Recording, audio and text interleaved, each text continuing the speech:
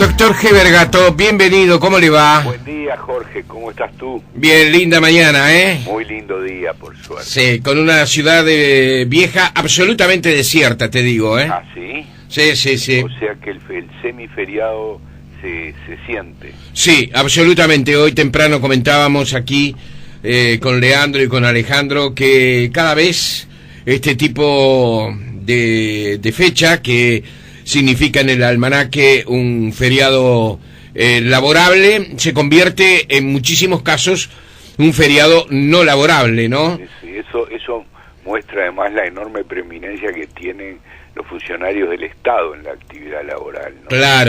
Claro. Además de actividades privadas como la banca, por ejemplo, ¿no? Exactamente. Los colegios, todo ese tipo de cosas. Probablemente en otros barrios se sienta menos, porque ni la banca ni el Estado tienen la misma presencia, ¿no? Sí. Heber, hay muchísimos temas. Uno de ellos, la semana pasada, tuvimos declaraciones de uno de nuestros magistrados, el doctor Van Rompuy, integrante de la Suprema Corte de Justicia, presidente de la Suprema Corte de Justicia. Exacto. Quien señalaba que hacía precisiones con respecto a los derechos humanos, a los derechos de las minorías por sobre las mayorías. Yo no quiero traducir las palabras del doctor Van Rompuy, ¿verdad? No quiero ser su intérprete. Pero allí se generó, digamos, un motivo de conflicto. Hubo declaraciones políticas, incluso del Partido Nacional, y también de representantes de los otros partidos, en donde concretamente esa afirmación establecía ciertas cosas. Entre otras, por ejemplo, se decía que esto podía significar una predisposición, en el caso del doctor Van Rompuy, anunciada frente a casos que fueran presentados ante la justicia. Exacto.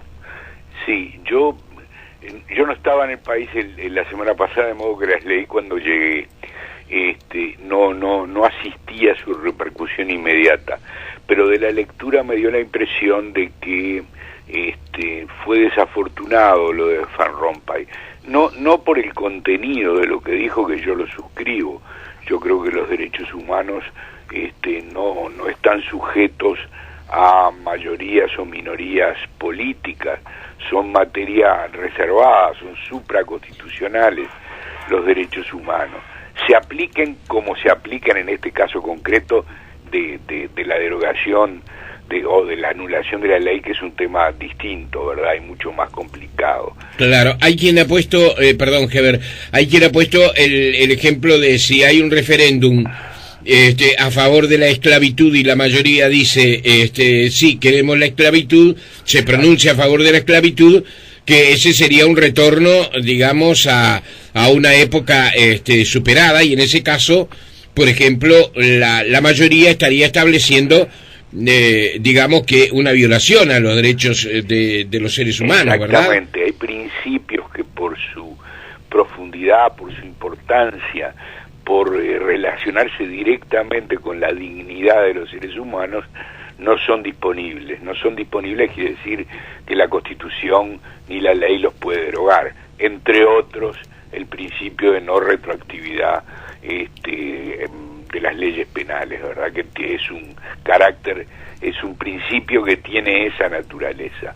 Ahora, volviendo al tema de Van Rompuy, yo creo que, en fin, a veces es difícil sustraerse a la posibilidad de hablar, ¿verdad? Los magistrados no deben adelantar en declaraciones de ningún tipo sus posiciones, porque luego ellas pueden verse reflejadas en un fallo y cabe pensar de que no tengan que estar anunciando cuál pueda ser la orientación de sus sentencias.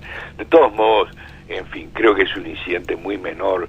Creo que Van Rompuy es un gran magistrado, se está por retirar, es un hombre que ha tenido una trayectoria ejemplar, absolutamente ejemplar como juez, de modo que esto es una manchita mínima, si usted quiere, si tú querés, en el historial de un hombre formidable como jurista, ¿no? Es una pérdida para la Suprema Corte que Van Rompuy llegue a los 70 años y deba retirarse. Es una disposición que habría que revisar, Jorge, sí, esa de la Constitución, porque tal como han cambiado los tiempos, la gente se mantiene lúcida y activa hasta más de los 70 años, y es una lástima perder un magistrado en la plena posesión de sus facultades y con la experiencia de Van Rompuy o de cualquier otro en la Suprema Corte que se tenga que retirar a los 70 años. Un tema que en alguna futura revisión constitucional habría que analizar. De manera que yo al tema no le doy ninguna importancia, no, absolutamente ninguna. Vamos a tener que esperar ahora los pronunciamientos de la Corte respecto a la ley dictada, a esta nueva ley, que seguramente vendrán por mediados de año, estimo yo, y ahí veremos cuál es la jurisprudencia que se impone. Si como creemos muchos la inconstitucionalidad de la nueva ley o la Suprema Corte la avala. Eso solo el futuro lo dirá, ¿no? Bien, el otro tema que también ha estado muy picante en estos días está relacionado con la situación de la directora del Liceo Bauzá, la doctora Graciela Bianchi. Exacto. La actitud asumida por uno de los integrantes del Ministerio de Educación y Cultura, uno de sus jerarcas, Pablo Álvarez, al subir a su Facebook, digamos, una discusión de la directora con los alumnos, con un grupo de alumnos.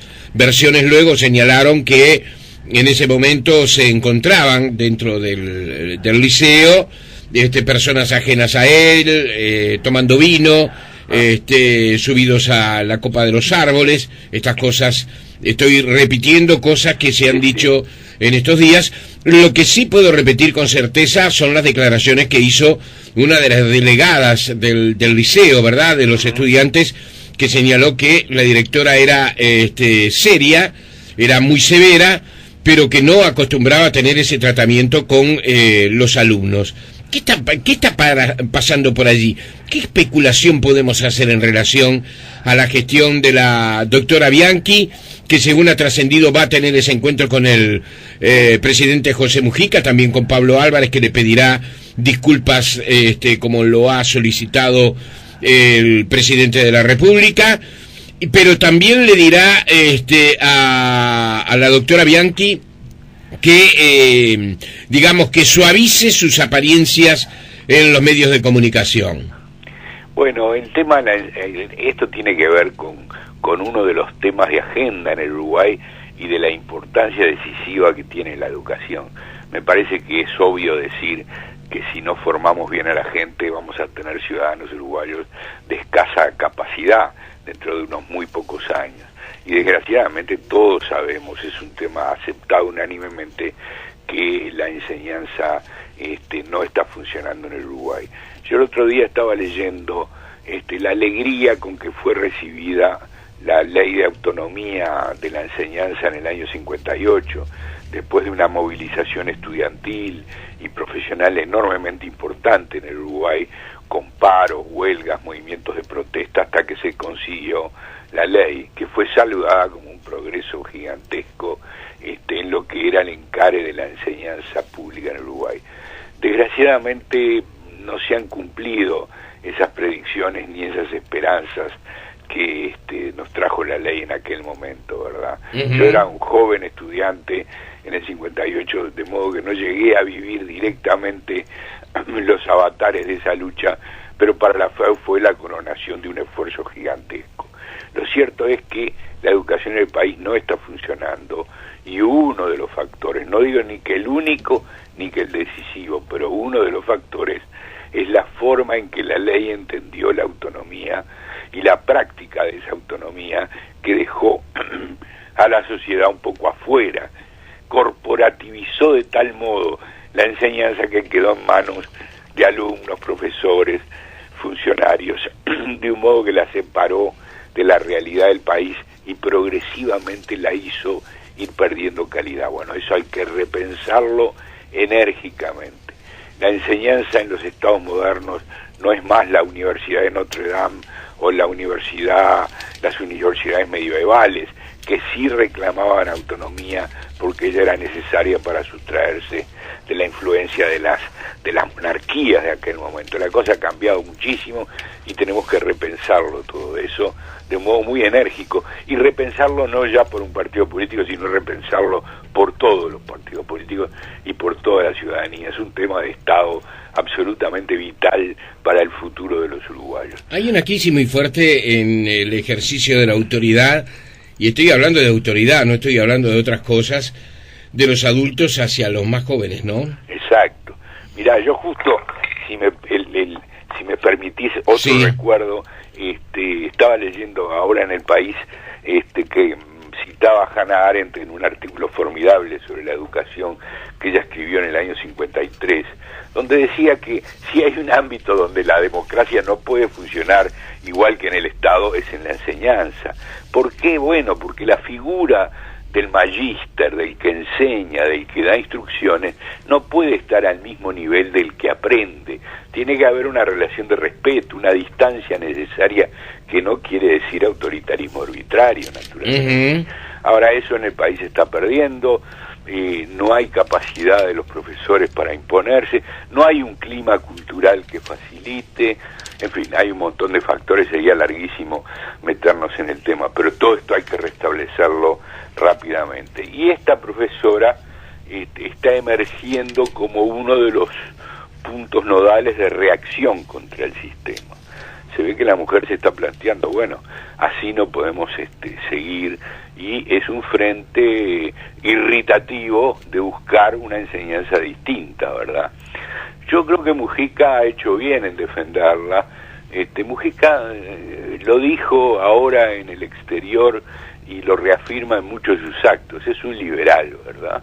Es un liberal, y más allá de que esta mujer evidentemente no pertenece a su orientación política, el defenderla frente a ataques injustificados revela un acto de grandeza del presidente que a mí me alegra mucho, ¿verdad? Claro. Podría pensarse que los presidentes están para cosas más grandes que esta, pero no es un tema menor en Uruguay, de modo que la intervención del presidente me pareció acertada. Sí. Vamos a ver si esto, evidentemente la enseñanza no va a cambiar porque en el Liceo Bauzá se imponga la autoridad, pero puede ser un emergente de una actitud distinta que poco a poco sirva de ejemplo y se empiece a difundir, ¿no? Esa sería la esperanza que todos tenemos. Pero créeme, Jorge, la enseñanza, al lado de la seguridad, pero por encima de la seguridad, te diría yo, es el gran tema del futuro uruguayo, ¿no? Del presente uruguayo, claro, en relación al futuro, ¿no? Sí.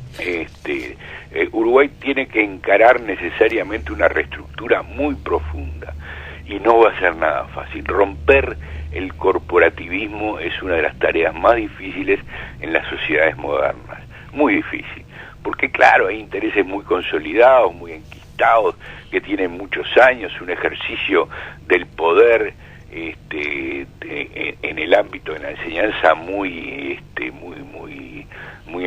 acartonado, y romper todo eso va a ser una labor cultural formidable. Claro. Pero bueno, lo que me parece importante es que se comenzó a crear conciencia de que así no podemos seguir, ¿no? Hay clima de discusión y de debate alrededor de un fenómeno. La propia directora del Liceo Bauzá ha señalado, frente a las acusaciones de su salida a los medios, bueno, y esto uno lo puede imaginar también, ¿no?, que era el único respaldo que podía encontrar, estaba muy sola. Entonces se refugió en uno de los puntos que le podían hacer sostenible la situación. Es decir, explicar y dar su versión frente a situaciones que tienen que ver, por un lado, con la manera en que los chicos muchas veces actúan dentro del liceo, y la forma en que los números están diciendo de la calidad de la enseñanza y de la desaplicación, ¿verdad?, frente al estudio como tradicionalmente fue un sello en nuestra sociedad. Sí, sí. Gran tema, ¿eh? Yo me formé en el liceo, en la escuela pública, en el liceo público, en la Universidad del Estado.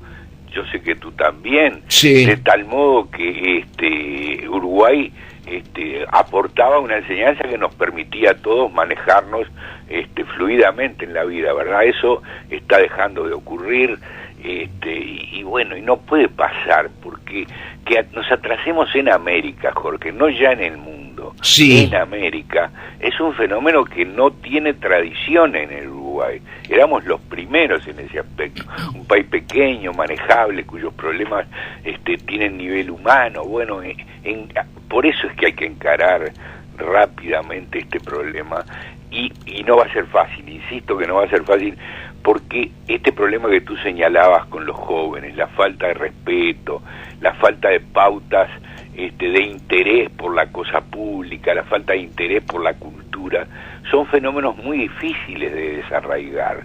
Si tú no tenés interés en los valores culturales, si no te importa porque tu medio no te lo exige, porque tus pares no te lo piden, que tú tengas un cierto nivel mínimo de cultura, no la vas a tener. Y lograr que una sociedad responda a esos retos no es nada fácil. Cuando tú y yo íbamos al liceo, ser un analfabeto era algo que nos dolía, ¿verdad? Sin duda. Todos sentíamos que leer un libro, asistir a una conferencia, ver una buena película era un modo de cultivarnos. Bueno, eso ya no existe más. Leer un libro es mal mirado, asistir al cine no se hace, las conferencias son cosas remotas y del pasado, no vas a ver un joven en una conferencia, ni uno solo. Bueno, ¿cómo se cambia todo eso? Sí. Ahí está planteado el tema, ¿no? Doctor Heber Gato, en 7 días la continuamos, ¿eh? Cómo no, Jorge, un placer. Gracias, que pase bien.